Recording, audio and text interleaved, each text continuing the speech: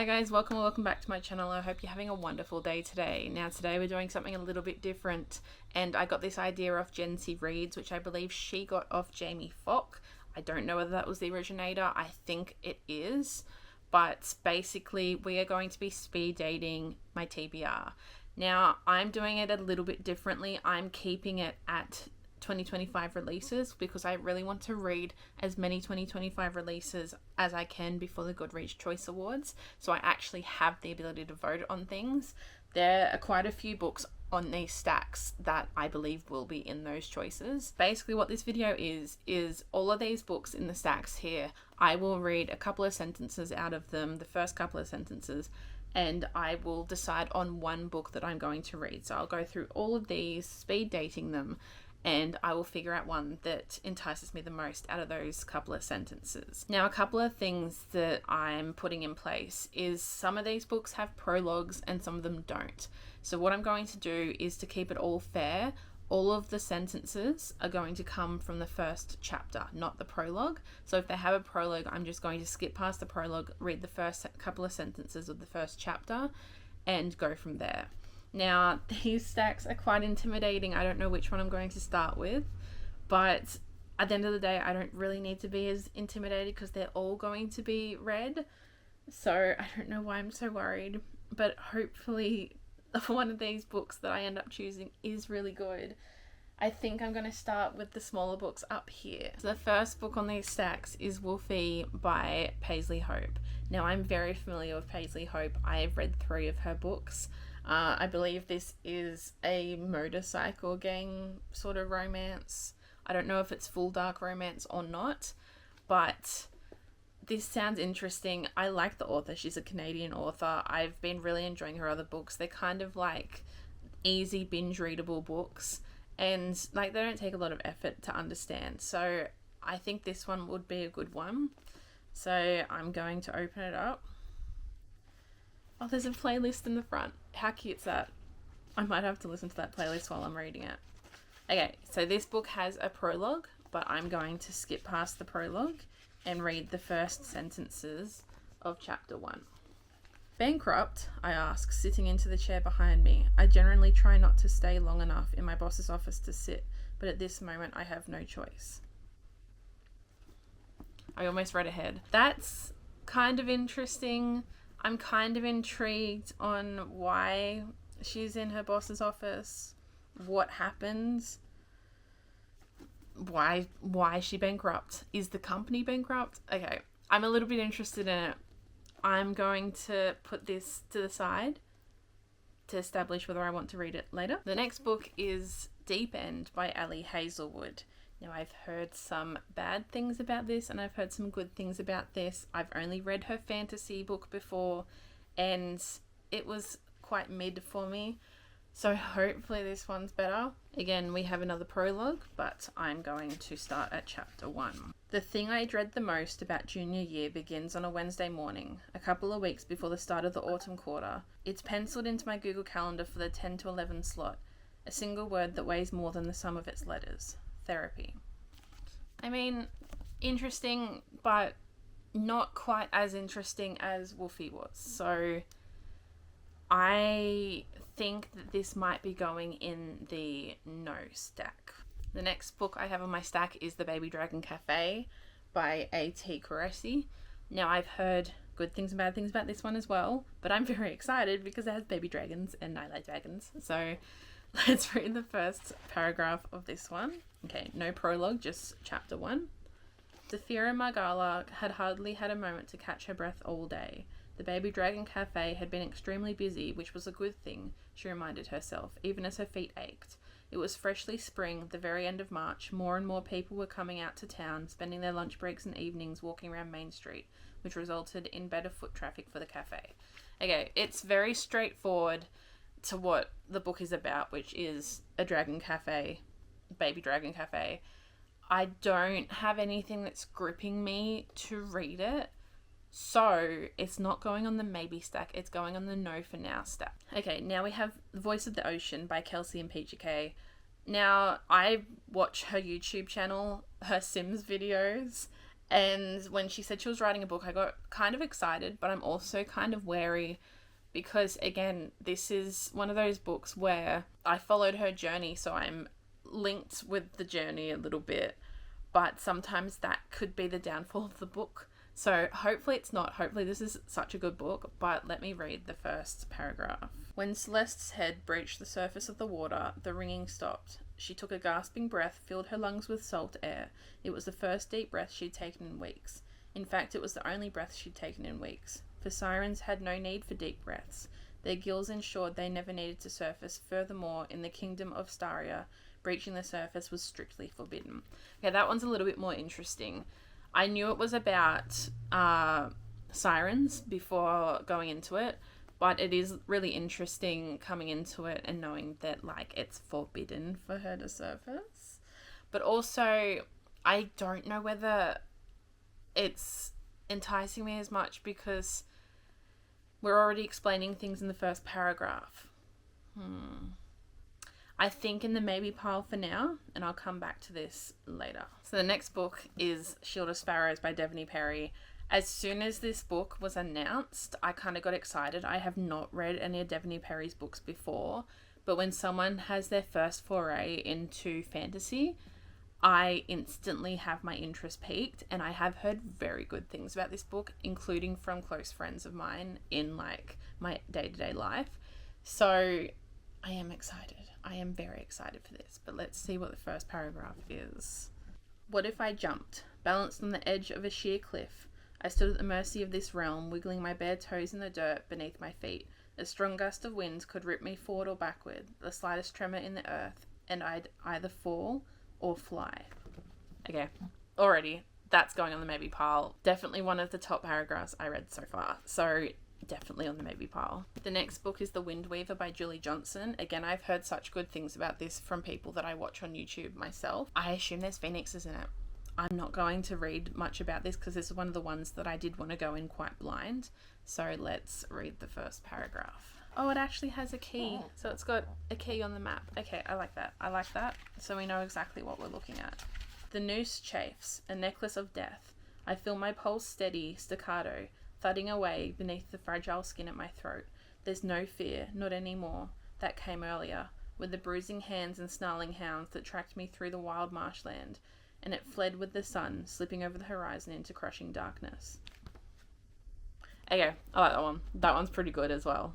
I don't know, it's impactful when there's, like, some danger at the start. I don't know. I like that a lot. I think that's definitely for the maybe pile. The next book I have is Silver Elite by Denny Francis. I have seen a lot of controversy around this book where people are thinking it's AI written and that the author's an AI author. I don't know about that yet, but I'm going to see what I think of it. I have heard great things about this, so again, one of the top books that have been, like, released this year that have been really popular, and we'll just have to see what the first chapter's like. It's quite a boring map, I will have to say. That's not a very exciting map, and it's very high contrast, so I don't really like it as much. But again, the maps aren't what we're looking at the moment. Okay. I grew up in pure, unceasing, suffocating darkness. I'd like to say that's an exaggeration, but it's not. I was only 5 years old when my uncle smuggled me out of the city and took me to live in the Blacklands, the place of children's nightmares, a forest of perpetual darkness. I remember my eyes widening when I first saw it, the ominous black mist rising from the earth and hovering far above the top canopy of the trees. I remember bone-deep dread, and then throat-closing panic when we were engulfed in the pitch black. I remember how less than an hour into the trek I tripped over a skull. I knelt to examine what made me stumble, and although I couldn't see a thing, I could feel the gaping eye sockets, could run my fingers over smooth, weathered bone. Okay, that is interesting, definitely. And I feel like my maybe pile is growing, but I am going to put it in the maybe pile for now and think about it once I've gone through all the books. So next we have A Forbidden Alchemy by Stacey McEwen. I received this for my birthday from a friend, and it has such pretty sprayed edges. I have actually heard quite a few good things about this book since it came out. Like, when I received it, I didn't know anything about it. I'd never heard of it. But a lot of people that I've been watching have liked this. So I am intrigued to see what it is about. I do know that it's got alchemists in it. a forbidden alchemy. I'm unsure what it's really about, but I do believe that they're on the run or their identity's a secret or something along those lines. I did briefly read the back of it, but again, I don't know a lot about it. I do know that there is a class war happening in this book. So let's see what the first chapter brings. It did have a prologue, but the prologue's very mixed media as well. So I'm going to start on the first chapter. In late September, I boarded a train. The smokestack left plumes in our wake, dirtying the carriage windows, and I wondered if the smoke hadn't followed us from home. I pressed my nose to the glass and made out the silhouette of Scurry in the distance, then saluted the town with my middle finger and turned away from it forever. Okay, that one's not really enticing me as much at the moment. Again, when I put these in a no stack, this isn't no forever, this is just no for this video, just in case. It sounds a bit brutal, but that wasn't really interesting to me. It didn't really captivate me. She's on a train, she's leaving home. Okay, cool. The next book is Our Infinite Fates by Laura Stephen. I believe this is about them living various lives, and she dies in every single life and she gets killed by the same person. So, I don't know, it sounds interesting. I think it's young adult, but I bought it on a whim because the cover was pretty. I did hear about this in 2024 before it came out, so it's one that's been on my bookshelf for the whole year. So anyway, let's read the first couple of sentences of this one. Okay, so it has a prologue that's set several hundred years ago, but I'm going to again go to chapter 1, which is El Salvador 2004, which I'm assuming is the first life. The dining table was set for a feast, but all the carving knives had been hidden. The last thing we needed was the stabbing of an oligarch over carne asada. I don't know what that first word was. Whoops.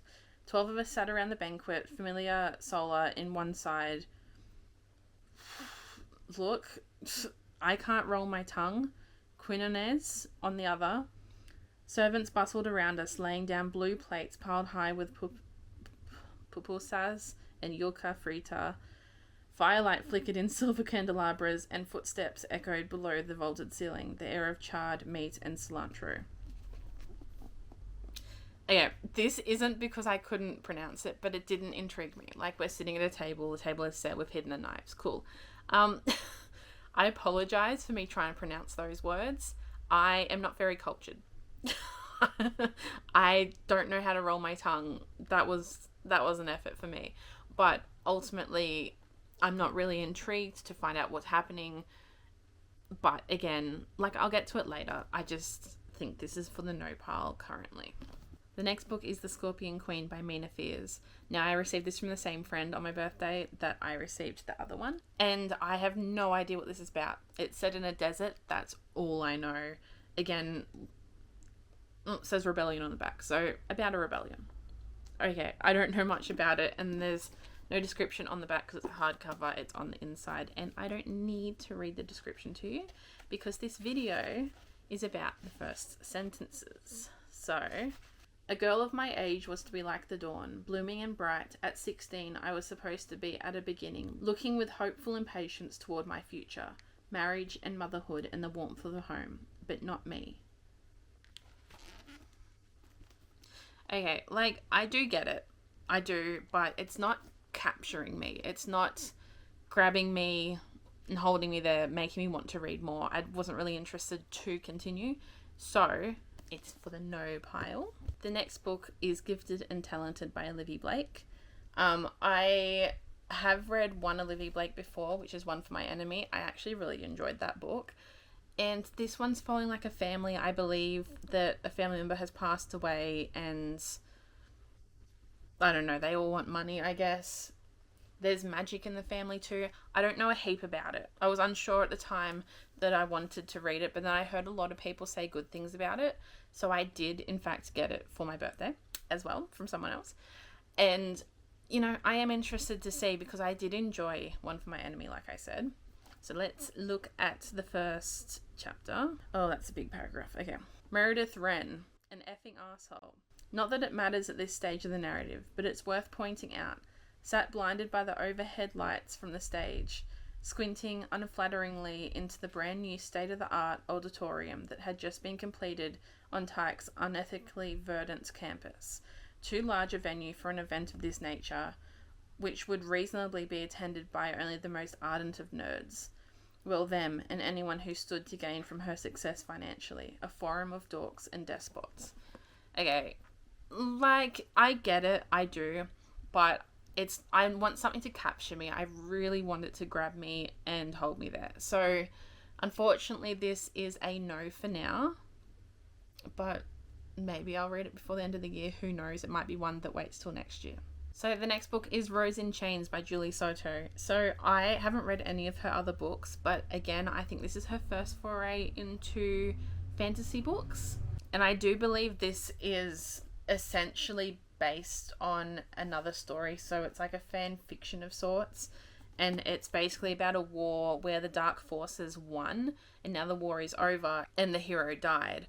I don't know whether it's meant to be based on Harry Potter or whether it's something else, but yeah, it sounds really interesting to me, and it has since the moment that it came out, and it has my favorite color on the cover, so that was an automatic win for me in my books.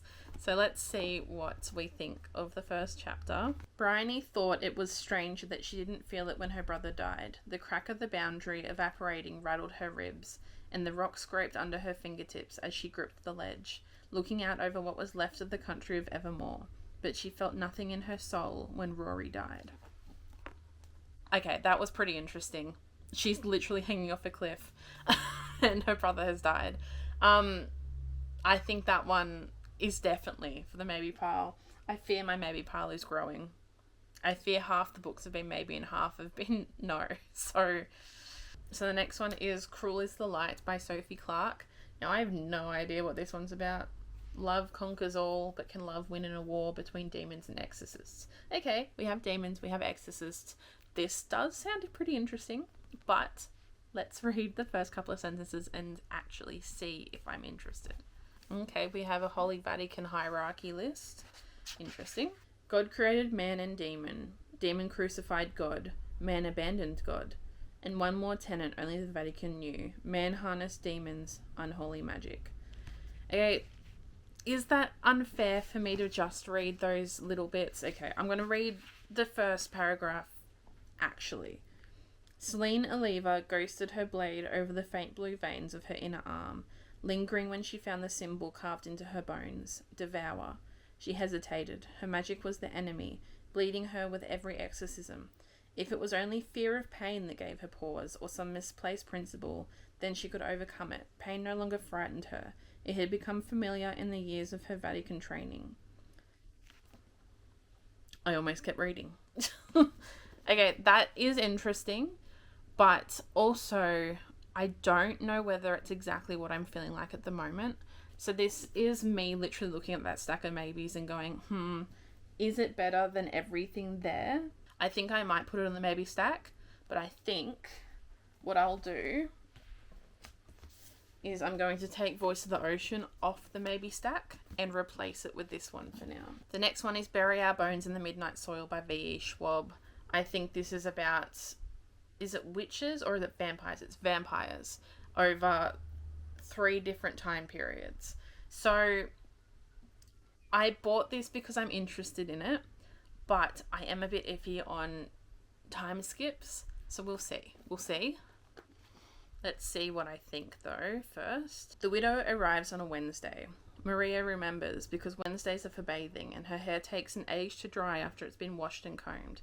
She remembers because it is warm for the end of April and she is sitting in a patch of sun at the edge of the yard, sucking on a cherry pit, one of the first of the season, and holding a lock up to the light to see if the hair is turning darker or if it is simply still damp. Okay, I don't think that was very capturing to me. Like, I understand that we're going into this one a little bit slower and we're going into the first perspective. So this isn't all the perspectives, but for now I think this is for the no pile. The next book is Wild Dark Shore by Charlotte McConaughey. And this I'm very excited for because I do believe she's an Australian author and it's also set in an island just below Australia that's technically a part of Australia. And it's like the world's largest seed bank. I have been really excited to read this, I'm not going to lie to you. So let me just see if it's the one for this video. Okay, this is a little bit more complicated, but I think this is the first chapter, technically, because they're all chapters in people's perspectives. Okay. I have hated my mother for most of my life, but it is her face I see as I drown. The face I see when I wake from drowning is different. It is rough and wind-bitten and scratchy. It is what I'm looking at when the sudden arrival of pain overcomes me, and I know the image of him will forever be as one with this pain. Whenever I see this face, I will remember the burning sting of being dragged upon rocks and flayed open, left raw. I will feel the bursting pressure in my chest. The sensation will be so vivid, it will be like it's happening all over again. His face, a return, a drowning. That is actually really interesting to me. I don't know why that was so interesting to me. It's very poetic in a way. I'm going to put it on the maybe pile. Again, I know we're growing, but maybe pile it is. And the last book that I have is The Raven Scholar by Antonia Hodgkinson. I am very intimidated by how thick this book is and the fact that it's like 630 pages, maybe more. I didn't go that far to the back. I've heard great things about this book and some people that just didn't get it. I have faith that I will get it because I have read some pretty deep epic fantasies and I understood the world building and I'm used to it, but this is a very thick book. Technically, a lot of the time in thick books like this, the first sentence doesn't always capture my attention because they're leaving a lot of shock factor for the rest of the book, but we'll see. Once they made sacrifices here to appease the eight. This was many thousands of years ago, but the rock remembers. There was a modest temple on the hill with views across the island and worn stone steps leading up to a plain stone slab. Now there is a palace with golden halls and floors of white marble, lustrous silk tapestries hung from the walls, telling intricate stories of love and war and the death of tyrants. The air is lacquered with incense rich and heady. This is where my father died. Okay, it's interesting, I will admit, but again, like I said, I think they're leaving a lot for further in the book. I don't think they're putting all of their effort into the first couple of sentences, first paragraph, but ultimately I am interested, but I think I'm going to put it in the no pile for now. Okay, so these are the books that were on the maybe pile. Not as much as I thought. I thought it was going half and half, but it really isn't. So if I'm looking at it, instantly off what I'm remembering that I just read, I'm going to take Wolfie out and I'm going to take Silver Elite out. I just think that they weren't as intriguing to me as these books were, and these were really, really good. I think I'm going to take Wild Dark Shore off as well. As exciting as that was for me, these ones I think intrigued me a lot more. Okay, so now we're down to 4 books. Now, I might need to jog my memory a little bit. I literally just read them, I know, but I fear that I wasn't paying enough attention to this one in particular. Okay, yeah, I think that this one's going to go in the no pile for now, which will leave me with these 3. I just feel like I've read a lot of religious sort of books and challenging beliefs and all of that lately, and I think I need to delve away from it a little bit so that I can come back and enjoy this book as much as I can. So that leaves us with these 3 books. I am genuinely unsure what one I liked better. Let me just go through quickly and refresh my mind all together with them. Okay, so her brother died. She's hanging onto a cliff. Okay. Good to know. Good to know. Now let's read this one. She's on the edge of a cliff too. Okay. This one, I'm just going to put down on my lap for now until I read this one again and see what I think. Okay, so she's in a noose. That one's pretty exciting. I'm not going to lie to you. So I think I'm going to put this to the side and not read this right now. I think this is a no for now. And now we're between these 2. Now, out of the synopsises, let's read the synopsis on the back. Not the full synopsis, just the beginning. A prophecy reignited, a storm unleashed, a love that could shatter everything. In war-torn Enwivin, there's a V in there. Fear of magic. Why are we spelling magic like that? Okay, magic plagues every corner of the kingdom, and halflings like Raya Fleetwood. Oh, this is a challenge for me to read. Are hunted and killed. Okay, I think what put me off that a little bit when I was reading it is magic is spelt Maegic. I don't know about that. Now we'll read this one. The war is over, the dark forces have won, and the hero who was supposed to save them is dead. After watching her brother die and her kingdom fall, Princess Bryony Rosewood is captured by the enemy, stripped of her magic, and auctioned off to the highest bidder. Okay, so right now, this one's really intriguing me. And I fear that this one kind of confused me at the back there. And I fear that that has put it in the no pile. So, in this video, I will be reading Rose in Chains. I'm very excited for this. And I will, in fact, look up to confirm whether this is Harry Potter or something else inspired.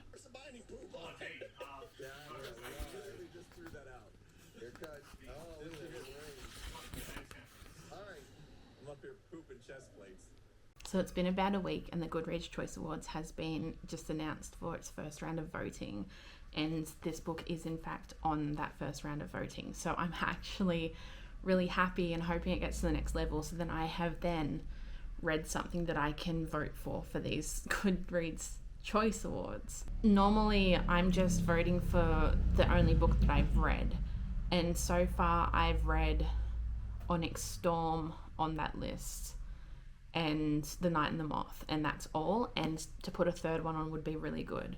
Now, as far as my reading for this, I'm up to part 2 now, and that means I'm like 120 pages into this book. I think the detriment to my reading this was that I went in knowing that it was inspired by Harry Potter. So I wish I didn't know that, because now I'm comparing it to Harry Potter and there's not really that many comparisons that are obvious. So now I'm just like, oh, who is this character inspired by? And then I'm like, the main character, she seems like she's meant to be Hermione, but like, why does she have a brother? Like, it's this whole, I shouldn't be comparing it to it. I wish I didn't go in knowing that. I think that the premise of this book is actually really great. It's like, what if the person who was destined to save the world, who was destined to be the person that won the war, what if that person died and he didn't survive and he didn't win? And it's sort of in the way that like this war has ended with her brother dying, as we read in the first line, but also she is now in the predicament of being auctioned off to the highest bidder, essentially, with relation to how much power she has and how much power she can give that person that buys her ultimately. I'm really enjoying it so far. I am seeing what she isn't seeing, whereas she, like for example, she is hating this guy, which I assume is meant to be the inspiration from Draco Malfoy. Again, I can't help myself, I keep comparing it. But I can see how she dislikes him, hates him, doesn't trust him, but has a certain attraction to him. And I can see what she can't see, how he is basically trying to save her throughout this whole thing before the auction, and she just sees it as him hunting her down. I do appreciate that I can see it, and it's not being obviously told to me, it's being shown through certain glimpses and things that he does, but also I can understand her thinking, because like her brother's just like died and now she's in this predicament, and I can see her thinking of it, and in relation to all the women in this world who are now being auctioned off if they're a part of this side of the war. I think it's interesting. I don't have a heap of thoughts right now because I'm enjoying the main character. I do like how she's reacting to things, and I do like that her real power, as much as they tested how much power she has, her real power is sort of hidden. Like, no one really knows because she was masking it to make her brother look better throughout her whole life. So I am interested to see how that sort of uncovers, and I'm interested to also see what happens from here on out with what has just happened in this book, which like, I can't go into it, but she has just been purchased at the auction by someone. So it'll be interesting to see how it goes from here. I don't have any thoughts like against the writing style. I think the writing style is actually really good. I am enjoying the pace that it's going. It did take me a while to get used to the flashing back and forth. Like, we had the first chapter where she just found out her brother died, basically, because she felt it and she could feel it around her. And then we flashed back like a couple of weeks or a couple of days or whatever it was. And then we flashed forward without telling me that we were flashing forward. So I'm just assuming that the blank chapters that don't say so many years later are the present chapters. Because the first one I got to said 8 years ago, and then it said 7.5 years ago. And what I'm currently at is 7 years ago, if you can see that there. So it's sort of like counting down the past to the present. So you get a background on the war and what started it and who was involved and different experiences that she sort of had to recognize who was good, who was bad, the de-evolution of people's thoughts and the manipulation of people to believe a certain thing so that they would side with this other person in the war. I do appreciate that we're flashing back and discovering those things. It did take me a second to get used to it, which is a me problem, not an anyone else problem. That's just a me problem because I had to focus to know that we're in the past. So I have to actually read chapter such and such 7 years ago and then continue, which again is a me problem with my concentration. But I am enjoying it so far. I like that the book's purple. It's my favorite color. I don't have a heap more to talk about because there's not much that I can reveal, but just know that I'm actually really enjoying this, and I'm glad that so far the first line has not let me down, and this is a pretty good date with a book. Okay, so I'm just at my mum and dad's house, and I'm going to be a little bit quieter because everyone else has gone to bed, and this is when I had an opportunity to film. So I've now finished Rose in Chains by Julie Soto, and I actually think I did quite enjoy this one. So the aspect that it was written based on a Harry Potter fan fiction probably was not the best way for me to go into this one. I think that it actually made my experience a little bit worse because I was comparing things, and I feel like if I hadn't been trying to compare everything in a story that actually stood on its own quite well, I think it would have worked much better. Now, as far as what I've read since I last updated you, it did get better. It didn't really surprise me in any way, though. None of the things that were happening were shocking. I think that the way it ended as well, I sort of called halfway through, maybe even earlier, I called that would happen at the end with those certain people, and even with the dragon that's in this book that's meant to be a familiar, I kind of called what happened with that. So it wasn't a surprising thing. It wasn't something that was groundbreaking by any means, but I did enjoy how it was going.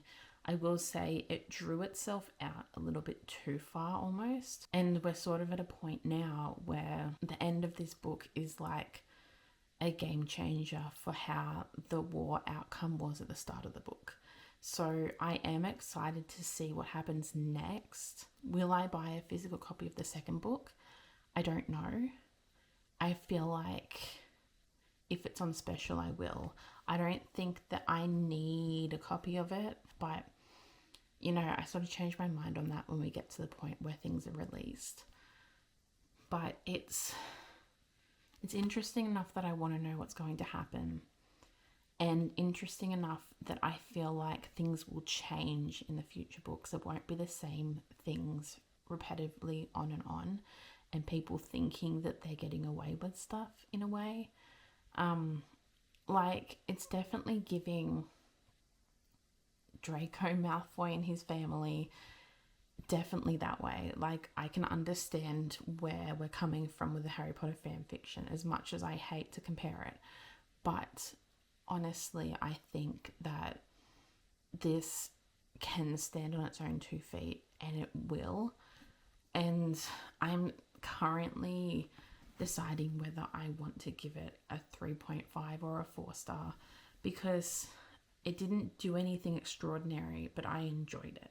That's the thing. Like, the writing isn't groundbreaking, the story itself isn't groundbreaking, the world building isn't different from other things I've read, but the magic system, as much as it's inspired by Harry Potter, does stand on its own 2 feet in a way, because it doesn't work the same as magic in that sort of world.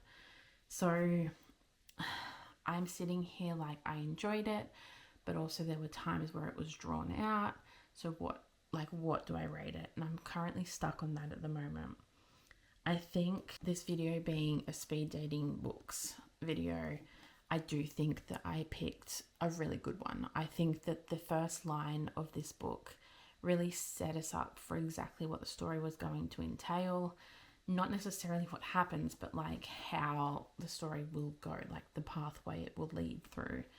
And I did enjoy it just as much as I thought I would by reading the first line of the book, or the first paragraph, I should say. Her saying that she thought it was strange that she didn't feel when her brother died, the crack of the boundary evaporating, and her hanging on the ledge looking out of what was left of her country.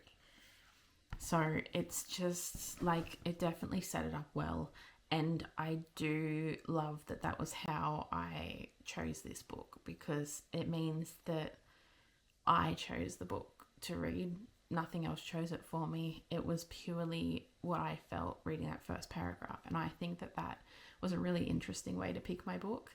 And I did really, really enjoy the experience of reading it from that beginning. So yes, I need to think about it. I need time to think about it, but also I want to review it now. Ideally, this would be a 3.75, but I haven't been doing quarter ratings this year. So is it a high 3.75 or a low 3.75? I think I'm leaning more towards a 4-star, but knowing in my head that it is a 3.75. It's not the most extraordinary thing I've ever read, but it is definitely far from the most boring or the most annoying thing I've ever read, if you get my gist. So I did enjoy it. We'll rest at 4 stars, and it was really good. And the fact that it's also in the Goodreads Choice Awards, this is currently competing against The Night and the Moth and Onyx Storm for me, which are the only 2 other books that I enjoyed that's on the romantasy list. So we'll have to see what I vote for in that. But at the moment, I think I need to sit with this a little longer before I do vote on that. I think I've got 2 more days to think before the first round of voting closes, and hopefully this is in the second round, because it was genuinely good, and I am excited to see what else comes from this series. So that's all I've got for this video. It is a video where I read 1 book, but I loved the experience of the speed dating through all the books that I was trying to pick from.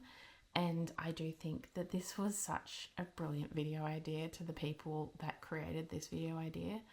And it's something that I'd love to do in the future in a different way. Obviously not with the same books, because I feel like that would be sort of cheating. I feel like if I did it next year in like a different format with different books, I think that would be really exciting to do again. And I did really genuinely enjoy doing this. So if you did like this video, leave a like or subscribe, or go back and watch some other videos. I'd love to grow my little community here, and it would be really cool to just talk to like-minded people that enjoy reading just as much as I do. So until the next one, I hope you have a wonderful rest of your month and a wonderful rest of your year, and I will see you in the next one. Bye.